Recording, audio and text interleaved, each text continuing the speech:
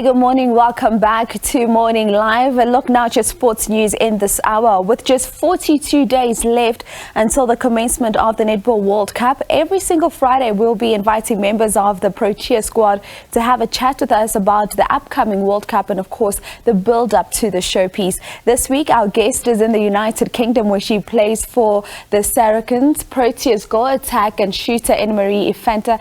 Good morning, Ine-Marí. Thank you so much for joining us on Morning Live this morning. Good morning. Thanks for the invite. Let's just talk about how basically for some of the leagues across the world, we're starting to see them wrap up. We know in South Africa with the TNL. How has your season been and what are your biggest takeaways from what you've experienced so far this season? Yeah, I came into the season with big high hopes. Saracens took over most of the Mavericks' duties and we are a new team in terms of new combinations, new coaching staff. And so I went in with big high hopes, trying to push myself into building into the World Cup. But it didn't go as planned always. You always have to adapt and be very adaptable. But yeah, there's a lot of takeaways and lots of things I will work on working into World Cup. And would you say that from a player point of view, you possibly would have liked to have wrapped up the season a bit sooner, just have more time in South Africa, say a month or so, just preparing for the upcoming World Cup? Or are you happy that your match fitness is at the level you'd like it to be at going into this global showpiece? Yeah, at the end of the day, World Cup is all about the matches. And having the season wrap up the time it did, it gives us enough time to have a little bit of a break before going into World Cup, because you need sometimes just a small break just to refresh and just give your netball brain a little bit of a rest. But otherwise, I wouldn't have wanted to end sooner. Like you said, that game fitness, being used to playing games is really, really crucial for us. And taking that into a World Cup will always just help and benefit you as a player. Now, Ine-Marí, you've been with this Proteas side for quite some time now, and you've experienced the ups and the downs and the highs and the lows. What would you say for you is the biggest difference when you look at the squad that is going into the World Cup now versus where we've been building from since you joined the team in about 2016? I think the culture remains the same. We have the same senior players in Bongi, Pumza, Carla. They try to keep the same and maintain the culture we have.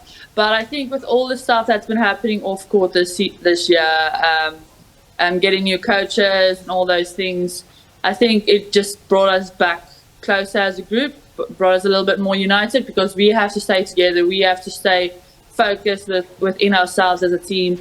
And hopefully, that will just help us carry it over into World Cup. And I know this is a question that you've been asked so many times. You probably just have a standard response to it. But how important is it for you as a netball player to be having this Netball World Cup in South Africa, where you get to play in front of your friends and your family, and just talk us about through the emotions of that, as well as the expectation and pressure, if any, that you're feeling at this moment? It's very exciting for us. Not a lot of African countries can say they've played in front of a home crowd, and we are privileged to be the first. Definitely excited. I think especially being able to have our friends and family, like you said, over partners, in Carla's case, children now, and to have them all over and support us up and close. They don't have to fly anywhere. It doesn't cost them an arm and a leg. So I think that's a really important part for everybody, to have them over there. But it adds a little bit more pressure. We're a home ground advantage. And we always have pressure to perform. It's been said everywhere that we want to end podium position, which we all do. And it adds a lot of pressure because you need to really perform to get there. It's not going to be easy. But we look forward to the challenge and what the World Cup may bring. And speaking about looking forward to the challenge and what the World Cup may bring, we know there's a lot of excitement in South Africa right now because we've been having the World Cup trophy tour. But from a UK point of view, what is the vibe like at the moment? Is there excitement around this World Cup, or what's happening that side of the world? Everybody's excited to see how the World Cup will turn out, since it will be in South Africa. Everybody's excited to see what we will have, what will happen, how we will host it.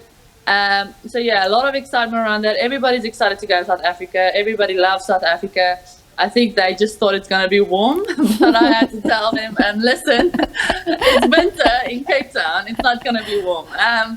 So yeah, all of them are really excited to come to South Africa. And something else we've noticed about this South African team going into the World Cup now, quite a number of players applying their trade abroad. What would you say the benefits of this are for the team, outside, of course, of the financial benefits? Yeah, because of the financial benefits, you're full-time. So it is your job to train, it's your job to stay fit, it's your job to play netball. Where in South Africa, you still need to have a 9-to-5 job in order to play netball. And that means you can't necessarily train at an elite level while playing at an elite level. Where we have the opportunity to come abroad and then train elite. We have full-time physios, we have full-time coaches, I can go in and out of training whenever I want. It's my only focus, it's my only job. And I think that is the main difference between, and the main reason we came abroad is to have that full-time elite setup so that we are prepared if we go into international season to perform for the Proteas. Now, today is Youth Day out in South Africa. We are, of course, celebrating the youth of 1976. What do you want to say to the young child that's sitting at home now and wants to live out their dreams just like you're doing now? What are your words of inspiration for them? When you're young, just enjoy the journey. Take it all in. Don't take it too seriously, because when you get to this level, it's not just fun and games, it's business. So, yeah, I'll definitely say just enjoy the journey you're on, and your journey is your own.